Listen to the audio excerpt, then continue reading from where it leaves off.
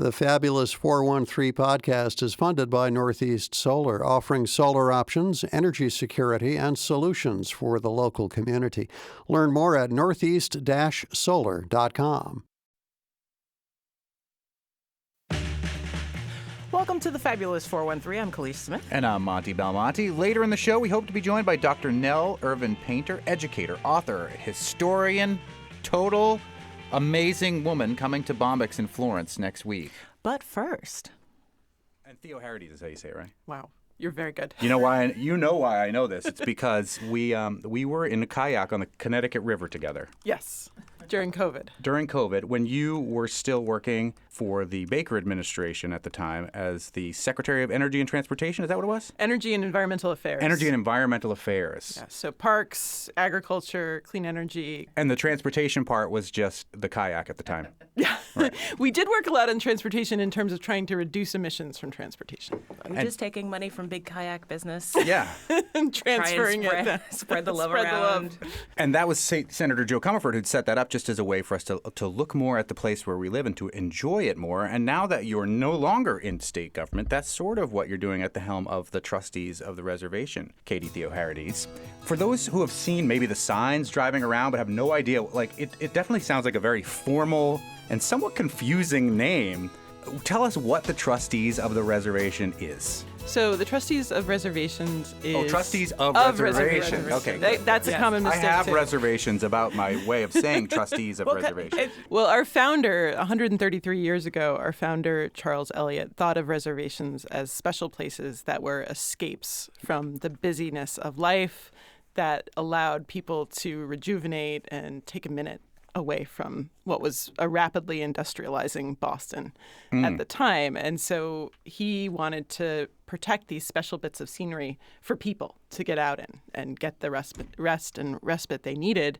And so that's how the Trustees of Reservations came to be. It is an old, sort of historic sounding name, but what we do is we protect special places for everyone forever. So it's a pretty simple mission.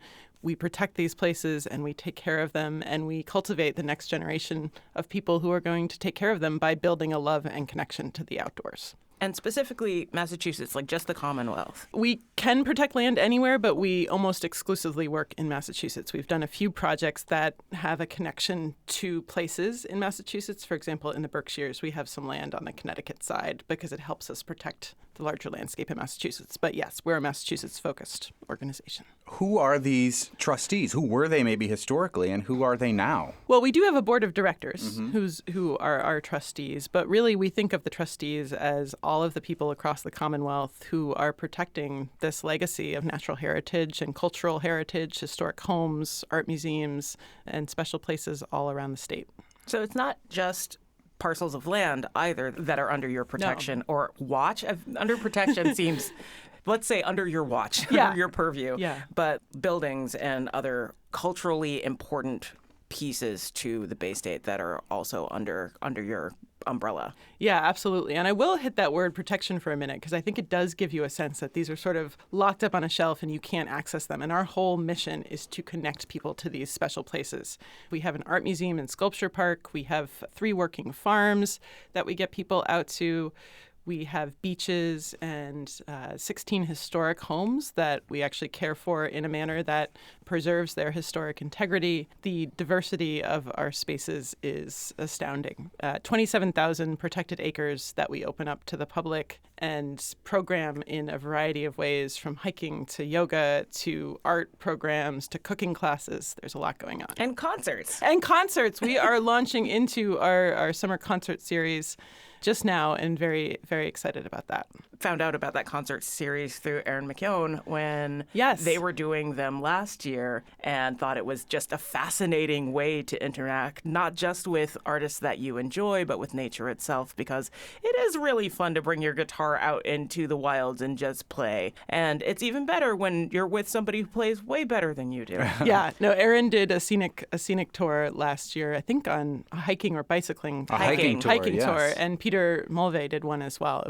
Really exciting way to do it. And we're speaking with the CEO of the Trustees of Reservations, Katie Theoharities. Maybe before we launch into some of the specific places in the 413 that the trustees oversees, tell us how you are structured. Are you strictly a nonprofit? Are people making contributions? Is it like a land trust where people put their homes or their historic sites or important sites in trust? So we actually are the oldest regional land trust in the world, essentially, and that's how we started with this idea of private land conservation. But we earn revenue from visits to our properties, from membership dues, and from contributions, both from individuals and from foundations and state grants as well.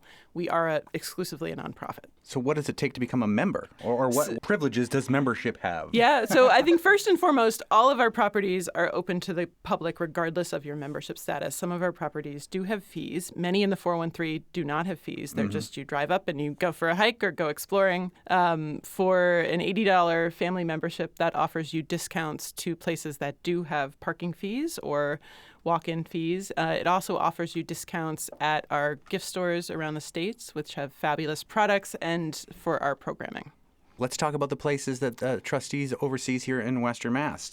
Yeah, and I'm assuming that they're not all only land parcels in Western Mass. There's got to be other things as well. I know there's a famous homestead in Cummington that you're part of. Yeah. Yes, the William Cumming Bryant Homestead in Cummington. We also have Namkeg, which is a historic home out in the Stockbridge area. We were there when all place. of those tulips were blooming, and we should have gone on a field trip there next year. Yeah. Oh, yeah, the bulb show is fantastic, but you don't have to wait till next year. There is a pumpkin show in the fall and winter lights in December through January. That is a fantastic opportunity to see the landscape That's lit when up we on the go. hill. We go see the lights.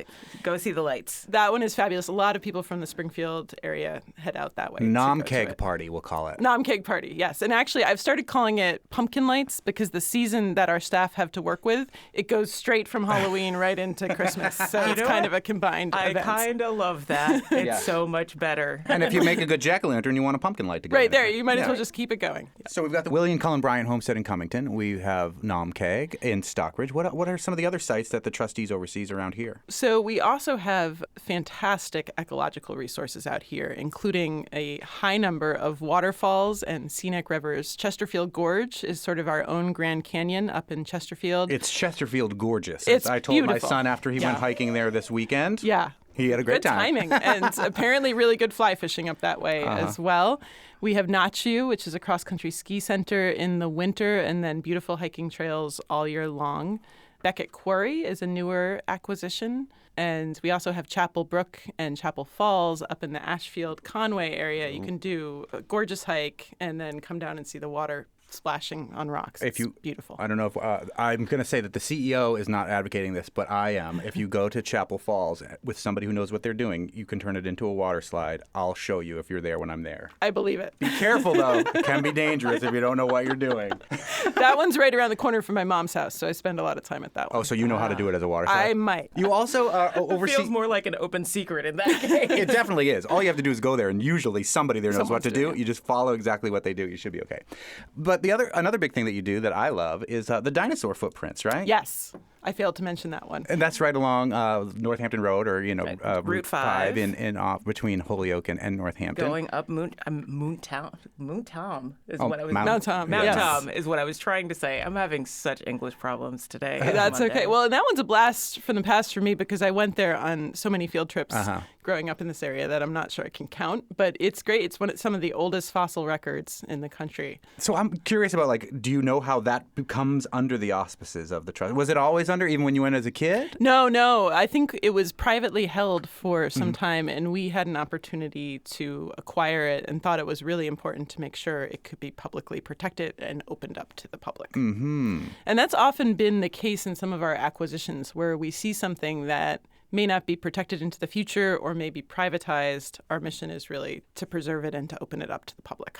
So do members of your board bring possible things that could come under the auspices of the Trustees of Reservations, or do people approach you outside of the organization going, I have access to this and I think it should be preserved. I would wonder if you would mind acquiring it. Yeah, both. So we've had generous donors bringing us land since the very earliest days, land, historic homes. We've lately found some of our opportunities on the open market. So homes now, land now is often sold rather than donated to us. And that means we have to raise the money to purchase it and then open it up to the public or protect it. But it's a whole variety of ways. And a big part of the work we do is building strong connections with community members so that we know when important parcels of land or historic homes or other things are being sold, or when a family member may not know what to do with their land if the next generation, for example, doesn't want the working farm their parents took care of. I know a lot of people, including me, next week are going to be leaving the beautiful 413 and want to get a little bit more coastal. If people are planning on doing that anytime this summer, what are some of the trustees' locations that are closer to the coast? Well, great question. And as a 413 kid, I made a lot of pilgrimage to the coast myself. Very important to get to the ocean. I grew up in Hamden, for the most part, and a little bit in Amherst. Great place to grow up, so I went to Minnechaug. But our beaches include Crane Beach, which is up in Ipswich on the North Shore. That is a spectacular barrier beach, 5 miles of white sand, 5 to 7 miles of hiking trails through the dunes, depending on how you count it. And not far from the birthplace of the fried clam. Correct. Woodman's in the Rough. Yes, in Essex. And if you go there, you can also make a whole day of it and swing up to Castle Hill at the Crane Estate. See the historic home and garden there. The gardens are absolutely spectacular. We host weddings there and other events, concert series, our Roaring 20s party, and then continue on to Appleton Farms, where we have animals and just acres of land to hike on, and then really good baked goods and other treats in the farm store. That's a great day trip from here. And you can also stay. We have an inn, so if you need a place to stay, we have an inn at Castle Hill. We also own beautiful public beaches on Martha's Vineyard and Nantucket, which are really special trips as well, and wild refuges. Are those on Martha's Vineyard as well? Or? Both. So Martha's Vineyard and Nantucket, they're both sort of, one is at the end of Chappaquiddick on Martha's Vineyard. Heard of it. It's a huge expanse of land that we're trying to keep open to the public. Yes. Excellent. That expression sounds like it's difficult. Sometimes it is. To the public. Coming up, how trustees of reservations are not only finding more land to steward, but how they can help shape the future of land preservation in the Commonwealth. Also, how the trustees will teach you fly fishing. That too. You're listening to the Fabulous 413 on 88.5 NEPM.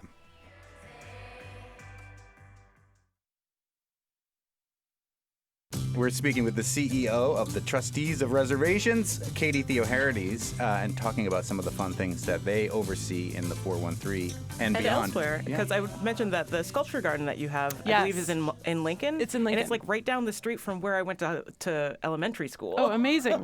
Yeah, that's a really, it's one of our newer reservations, and we're thrilled to have it in our portfolio because it's a great way to connect people to nature and environmental challenges through art, through contemporary art. One of our newest installations there is called Huff and a Puff, and it's a 45-degree slanted replication of Thoreau's cabin.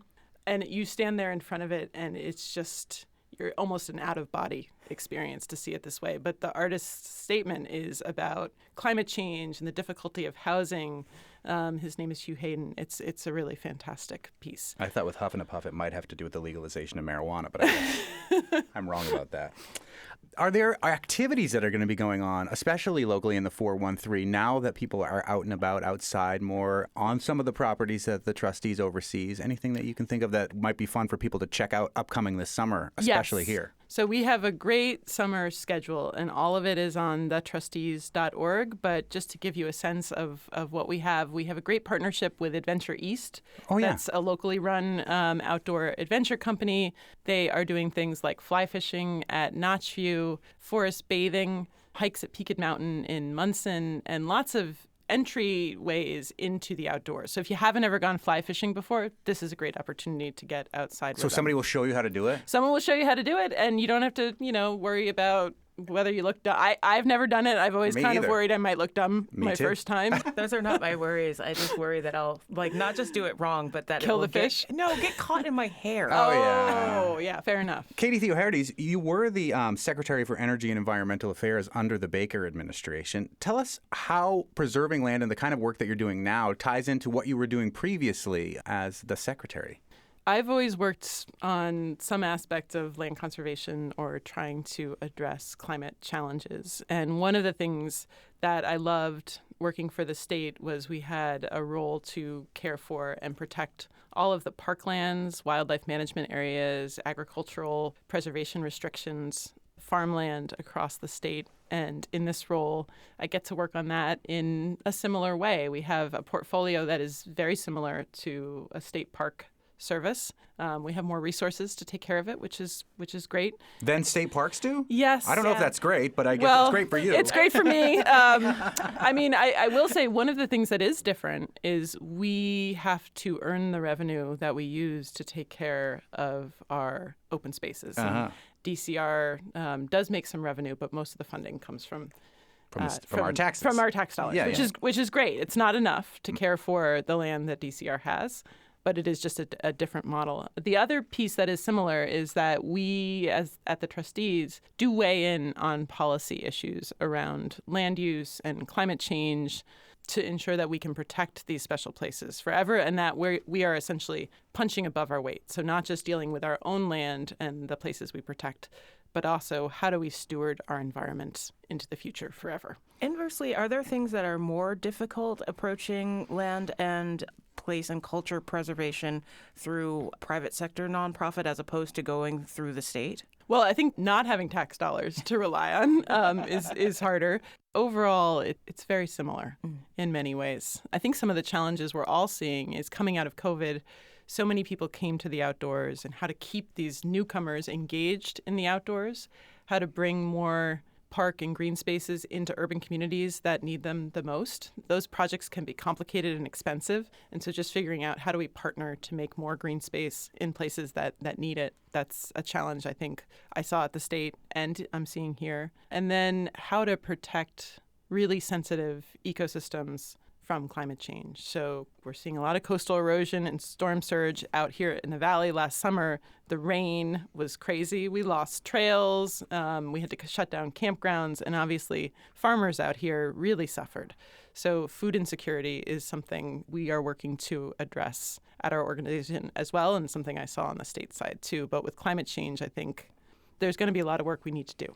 We just set up a new regional model. And so we have a regional vice president out in the Central and Valley region and out in the Berkshires.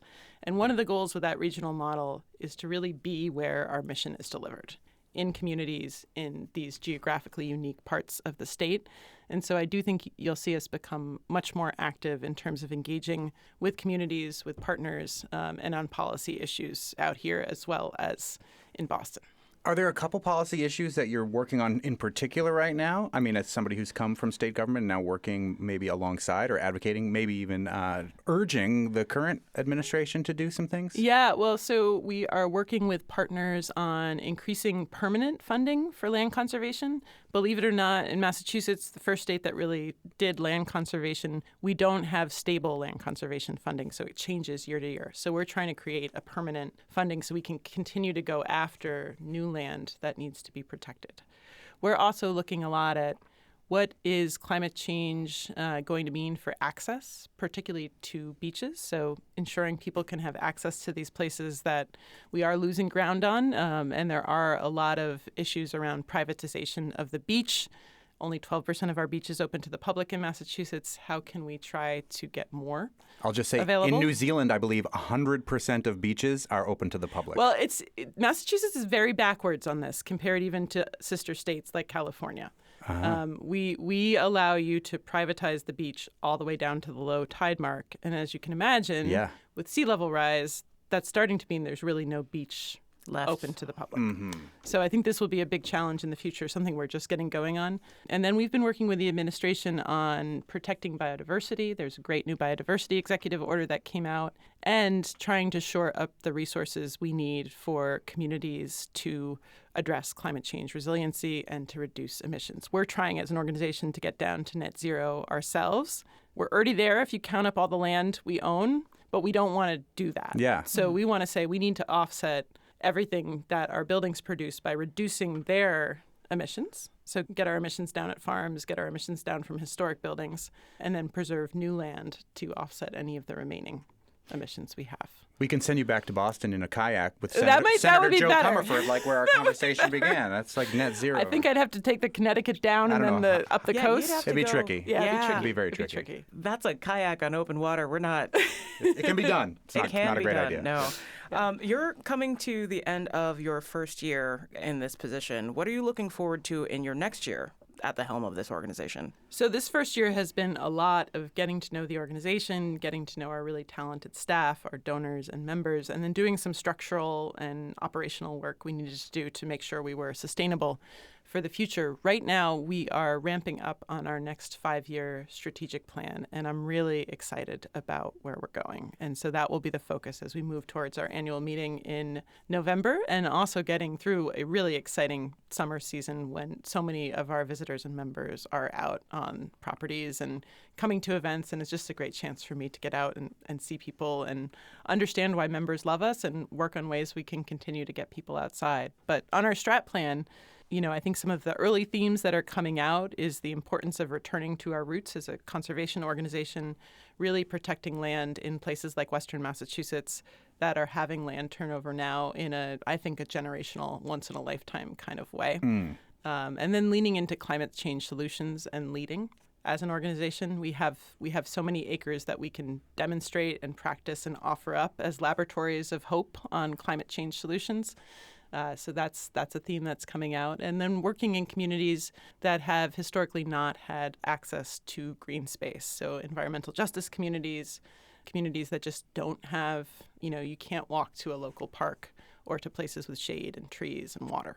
How does farmland work underneath the Trustees of Reservations? Because it's interesting and useful that farmland's being preserved, but we've talked about cultural centers and walking trails and beaches, and then there's farmland, and it seems to work on a slightly different level. Like, how does it work? Well, it's a great question because we're the largest owner of private farmland in the state of Massachusetts. Well, no, I didn't know that. Yeah, and we take our role very seriously there. Farmland is some of the most ecologically diverse, great habitat, if it's well cared for a variety of species. And farming, I really believe, is a great way to get people out into the outdoors, working with their hands, growing food, learning about animals, and seeing the landscape in an activated way. And so our 3 farms that we actively farm are great places to engage with our members. We have a lot of people who join the organization just because of those farms and the opportunity to get outside with goats or to participate in our CSAs. They're really, really popular in eastern Massachusetts. Out here, we own a lot of farmland that is essentially protected open space at this point. And what we'd love to do is to find ways to make it accessible to beginning and early farmers who don't have land to farm but might be interested in farming on our land. And so we have a real focus on agroecology and how to align farming practices with ecological care for the land. And this is an area that I think you'll see us coming out of the strategic plan with ideas for how to make some of that land more accessible. It's an important part of our cultural heritage in Massachusetts, and I think there are many farmers who don't have access to land right now who would be great to partner with. Amazing work that you're doing at the Trustees of Reservations. Thanks for joining us here today, CEO of the Trustees and the former Secretary for Energy and Environmental Affairs, Katie Theoharities. It's such a pleasure to be with you both, and I hope we can get out to a site sometime soon. Yeah, let's go on a field trip.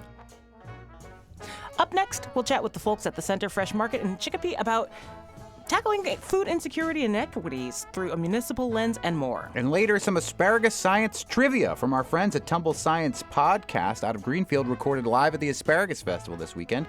You're listening to the Fabulous 413 on 88.5 NEPM.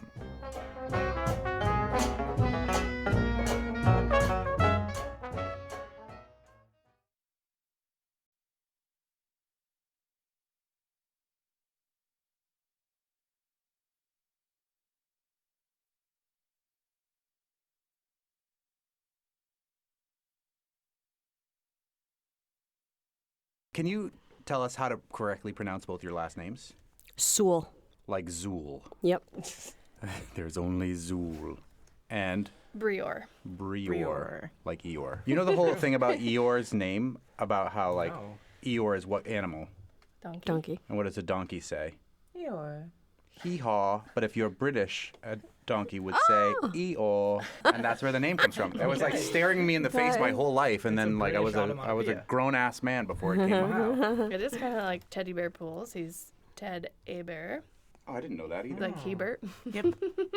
Time for another local hero spotlight with Jacob Nelson from CISA, the local hero folks, and we're going to talk about the Center Fresh Farmers Market in Chicopee with Aaron Sewell, who's the market manager, and Melissa Brior, who's the executive director of the Chicopee Chamber of Commerce. Most of the time when there's a farmers market in a community, it's an organization of farmers that has put it together. Maybe it's a humanitarian organization, a nonprofit of some sort. But tell us about why the Chicopee Chamber of Commerce is operating this market, Melissa. So Center Fresh Farmers Market started in 2021. It was a product of the downtown revitalization efforts funded by the TDI program out of Mass Development. This is prior to my arrival with the Chamber, but I did come to my job at the Chamber by finding out about Center Fresh. I thought, wow, there's a farmers market in Chicopee, and of course I had no idea it was run by the Chamber, and it is.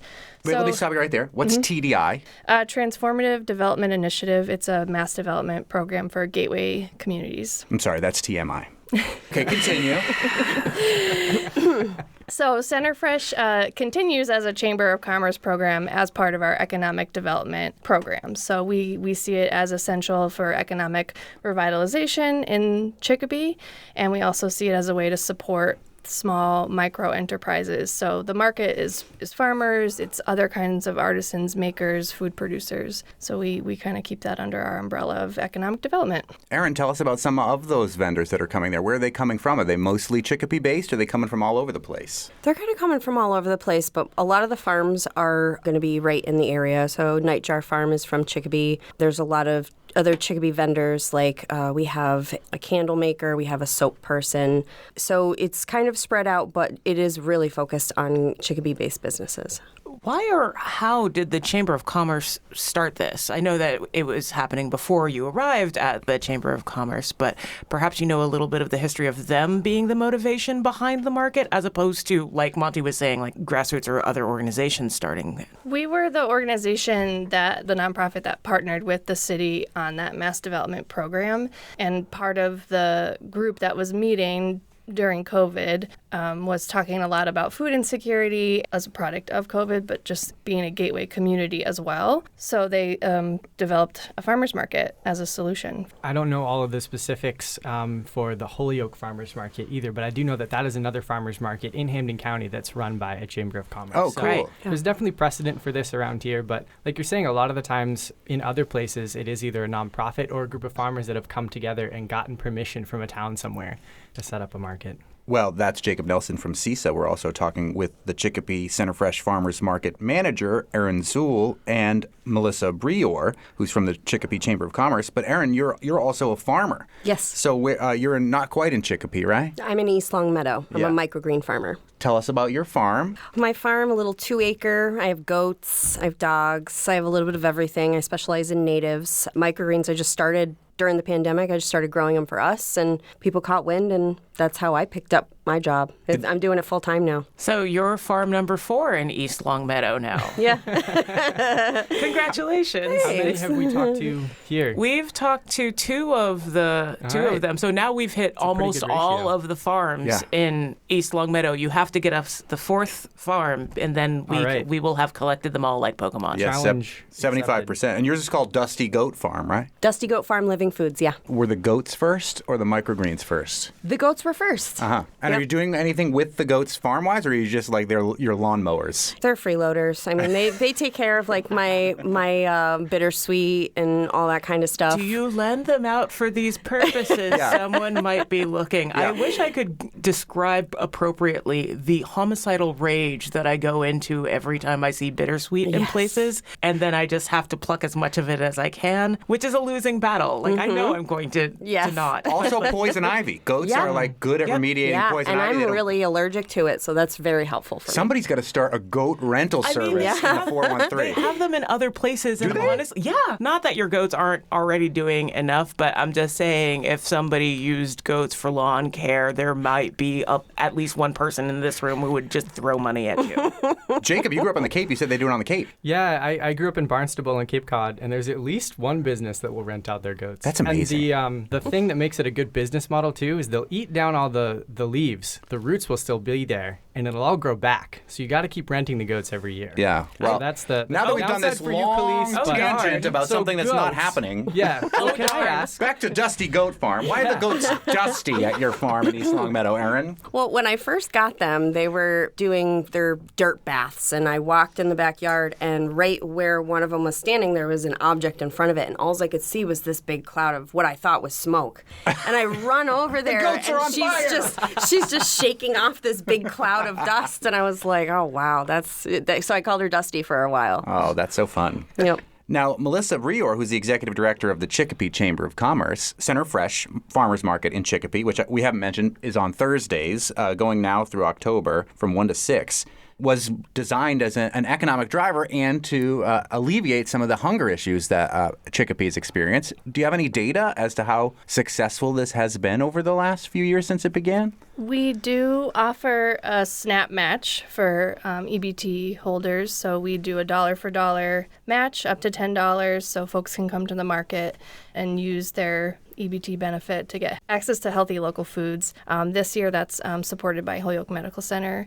And we do have about 150 to 200 families using that every season. Now, are you also part of the Healthy Incentive Program, the HIP program, which is a state reimbursement for EBT? The market is not, but we do have HIP vendors at Center Fresh. I'm a HIP vendor, and DNR Farm is a HIP vendor. Oh, cool. So then you could go and get reimbursed from your EBT while going to this farmer's market and then benefit from the additional dollars from the chamber. That's great. Yeah. Potentially getting up to $100 in total. What about as an economic driver? Has there been any data about like the area surrounding where the farmer's market is, more people coming to that area? Yeah, so the market is based in Chicopee Center. It was formerly next to City Hall in the city's old library building, which has been vacant for a while.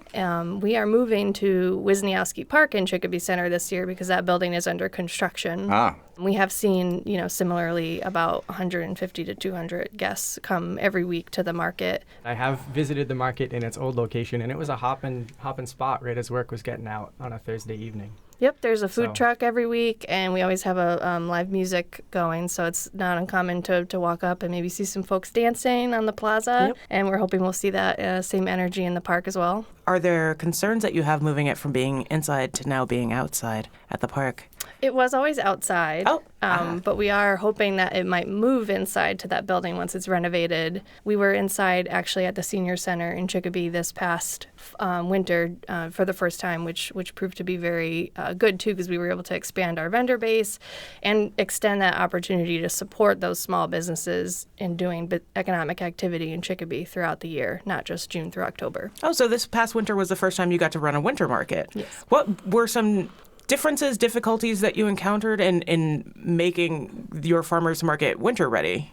I think most of it was just getting the word out. It was very, very difficult. It was hard getting people out there, but I think the vendors did a pretty decent job of, advertising for themselves. And we did have a really good crew, especially after we went on Mass Appeal. I think that made a big difference. Mass Appeal is the 22 WWLP television show that talks about local stuff, not unlike this show here, which I love those folks over there at 22. We're speaking with Erin Sewell, who is the market manager of the Center Fresh Farmers Market in Chicopee, and Melissa Brior, who's the executive director of the Chicopee Chamber of Commerce.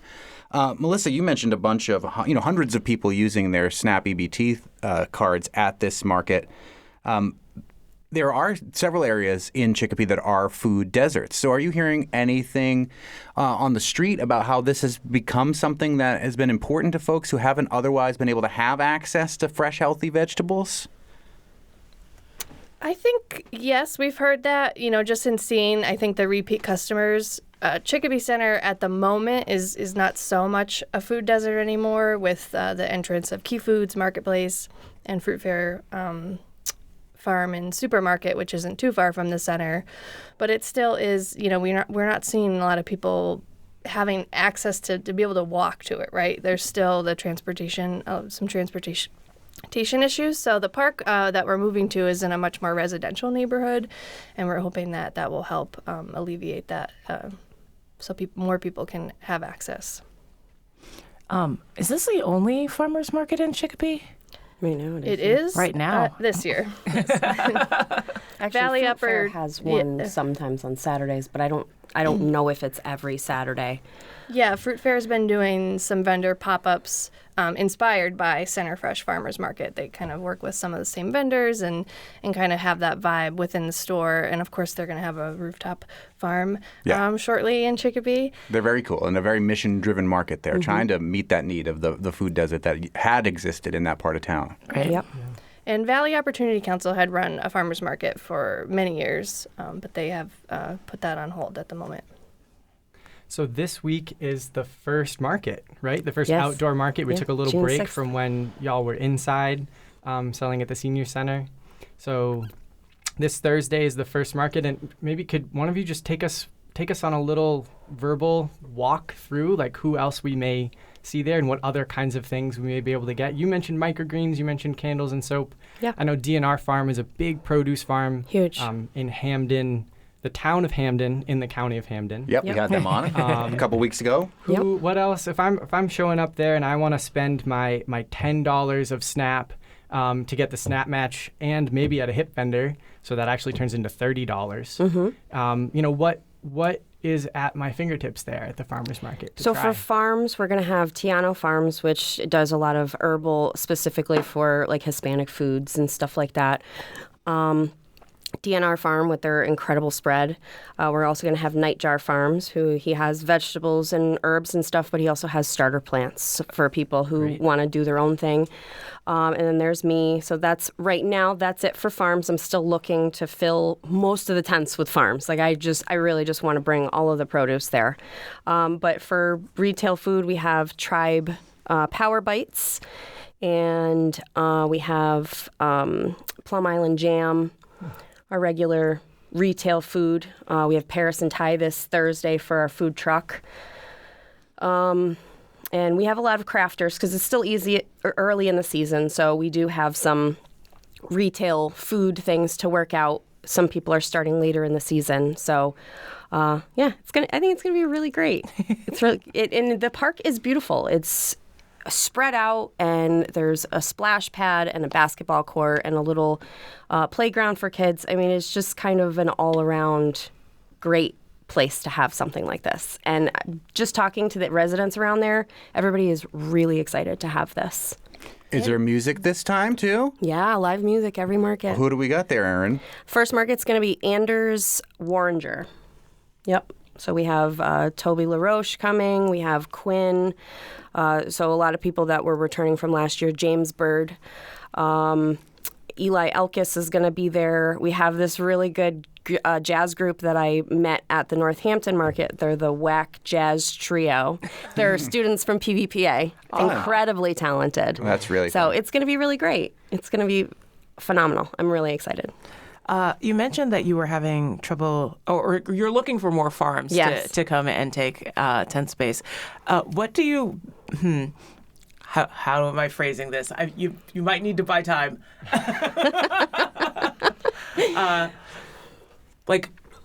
What seems to be the reticence in people not or respond? Or are you having problems getting people to respond, or people are already booked for other farmers markets? It's tough because a lot of the farmers market days changed this year for markets. So, there's a lot of markets now that fall on the same days. And so I feel like, they were kind of torn. Of course, they're going to want to do the market that's in their town.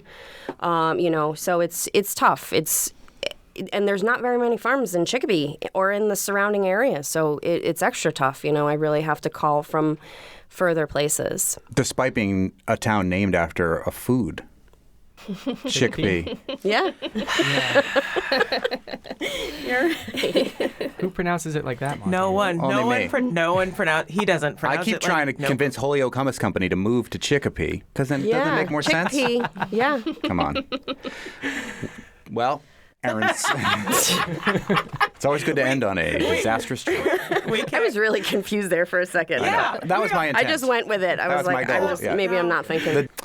Crickets. Yeah, it's always the funniest to me when that happens. Well, just as we're wrapping up, I'll just say that, this is the first farmers market we've had on this segment this year, but we've had, the calendar just flipped to June, and it's really, we're getting into peak produce season here, right? Strawberry season is here in force. In other places around the valley, we've had farmers markets open for the last couple of weeks, but this is the week that we're opening up in Chicopee. I know that there's a market in Springfield opening up this week too. Holyoke isn't far behind, so we're really getting into it where there's going to be farmers markets and stands open all around the valley, and you can find the ones that are near you at CISA's website at buylocalfood.org. But if you're in Chicopee, you can also just walk down to the park and check them out this Thursday from 1 to 6. Yeah, we don't have to be the only people meeting farmers every week. You can go and meet the farmers at your farmers markets. Wisniewski, is that how you say the name of that park? Wisniewski. Oh, the Polish. I love you. We've been hardcore learning Polish names these past 2 weeks. Yeah, we had a big asparagus festival. I don't think I'm any better at it than when we started. I'm not either. Jacob Nelson from CISA, the local hero folks, as well as Aaron Sewell, who's the market manager of the Center Fresh Farmers Market in Chicopee, which is supported by the Chicopee Chamber of Commerce. And Melissa Brior, the executive director of the chamber, joins us as well. Thank you all so much for being here. Thanks for having us. See you in Chicopee Center. See you when you start up your goat lawn service. Yes. Yeah. Dusty goat lawn service. Yeah. All you need is a truck. Speaking of the Asparagus Festival, curious about how we got up to some science at it? Well, you're in luck, because we'll hear a snapshot of the Greenfield-based Tumble Science Podcast live. And maybe a little bit of the Butts song? No. You'll have to go find that on your own. Yep. You're listening to the Fabulous 413 on 88.5 NEPM.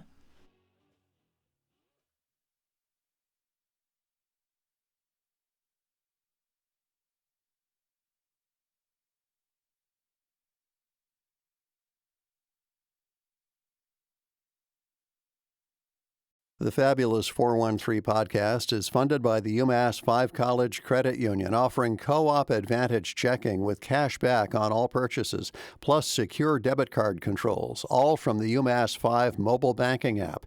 Insured by NCUA, umass5.coop. Welcome back to the Fabulous 413. We take you back to last Saturday at the NEPM Asparagus Festival. Where Lindsay Patterson and Marshall Escamilla of Greenfield-based Tumble Science Podcast quiz the kiddies on the science of the spear. We're ready? All right. All right. Okay, hi. Hey, everybody. Are you all ready for some science? Oh my gosh, that's like the first crowd that I haven't had to correct. And make you go louder. But we can do that again. Are you ready for some science?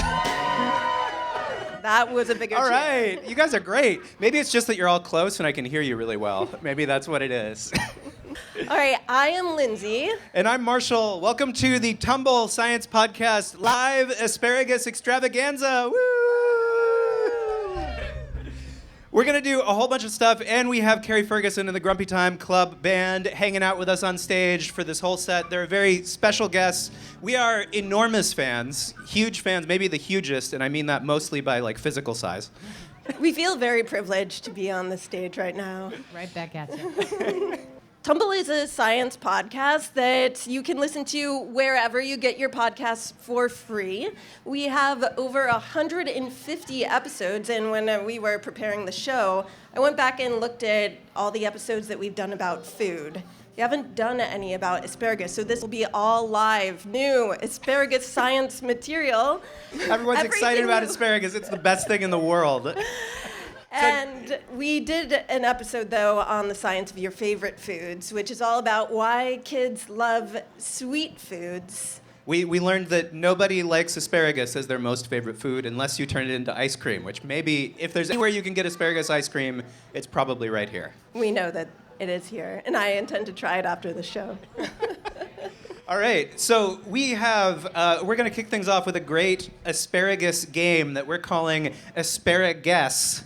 And Carrie wrote a wonderful jingle for it. Carrie, take it away. Asparagus, asparagus. It's time to asparagus.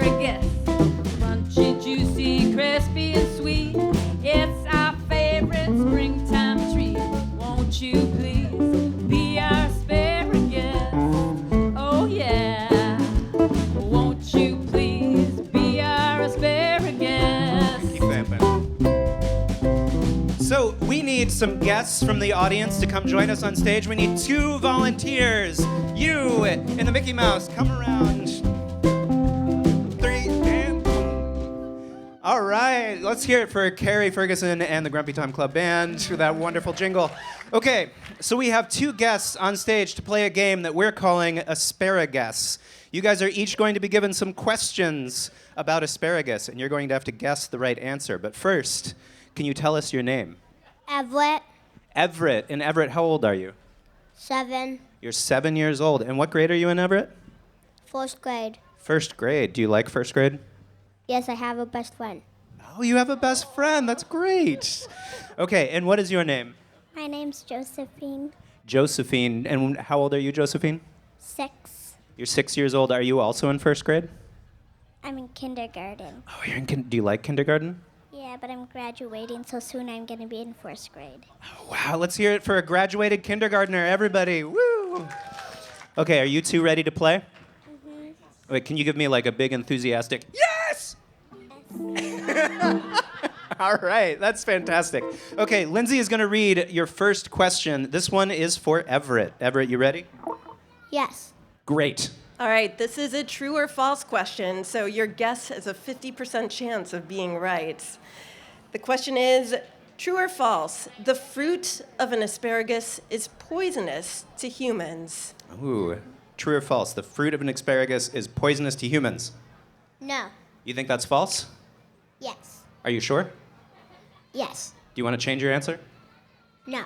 Okay, well, let's find out. Is Everett right? The answer is true. In the fall, the fruits of the berries appear on the asparagus ferns, and you shouldn't eat them. It's not the asparagus beer, but an asparagus berry, which you shouldn't eat. All right, asparagus berries are actually poisonous. Everett, unfortunately, you didn't get the right answer, but you'll get other shots. Don't worry. Okay, Josephine, are you ready for this question? This one's for you. Okay. You ready? Mm-hmm. Okay, mm-hmm. All right. All right. People in a rural place in England started mispronouncing the word asparagus centuries ago, and the name kind of stuck. So how did they pronounce the word asparagus? Is it sparagus, like spare a man's name Gus, sparrowgrass, like grass for the sparrow bird, or ask parrot us, like ask a parrot for us? So which one do you think? Is it asparagus, sparrowgrass, or I didn't forget the first one. The third one's not right. So, what do you think? Asparagus. You think asparagus? Are you sure? Uh-huh. Okay. What is the answer? It is sparrowgrass. It is sparrowgrass, Josephine. I'm sorry you did not get the answer right, but that's okay. There are more opportunities. What is our next question?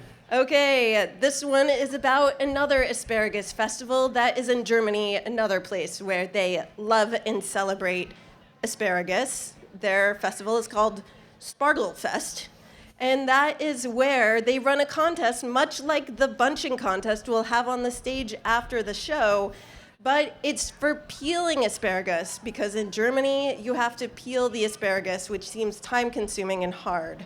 So they tested how long does it take to set a world record to peel a ton of asparagus. That is 2,000 pounds of asparagus. So how much time did it take world record holder Helmut Zippner to peel 2,000 pounds of asparagus? Was it 2 whole days, 12 hours, or 16 hours? Everett, what do you think? How long does it take to peel 2,000 pounds of asparagus? That's an enormous amount of asparagus. What do you think? 2 days. 2 days? 2 whole days? So that's 1,000 pounds per day? What is the right answer? It is 16 hours. Oh, it's okay, Everett. How you would will you get. know? I think we have one more question after this. We'll see. Okay. Yeah. Josephine, are you ready for the next question? You are? Okay, great. What is the next question? Okay, which of the following is a true statement about asparagus? Asparagus can only grow when surrounded by positive vibes like the ones we have here in the Pioneer Valley. Is asparagus good vibes only? Okay. The second choice is asparagus is the oldest vegetable known to science. The oldest vegetable. Or is it less than half of people can smell the smell that comes from in your asparagus urine pee? In asparagus pee. Which one is it? Which of those is a true statement? The one where they smell. The one where they smell the asparagus pee. Yes, That is correct. All right. Yes, Let's hear it for Josephine. That's a great job. Great job. All right, yes. As it turns out, it is true that half of people, only less than half of people, 40%, can actually smell asparagus pee, and the other 60%, like me, cannot smell asparagus pee. So if you're someone who can smell asparagus pee smell, like I've heard Valley legend Monty Belmonte and Carrie, then in fact you are one of the fortunate few. Do we have, how many asparagus peers? How many smellers? Wow. Do we have? Oh, look at that. Wow. It's a little less than 40% of the people on stage. Higher than perhaps the general population. It's fantastic. Well, Josephine and Everett, for coming up, you guys have both won our game, and you both get to go home with a Tumble bookmark. Lindsay, could you pass 2 of them over? And let's hear it for Josephine and Everett, everybody. Thanks to Tumble Science Podcast in Greenfield. We'll see you tomorrow on the Fabulous 413. Bye.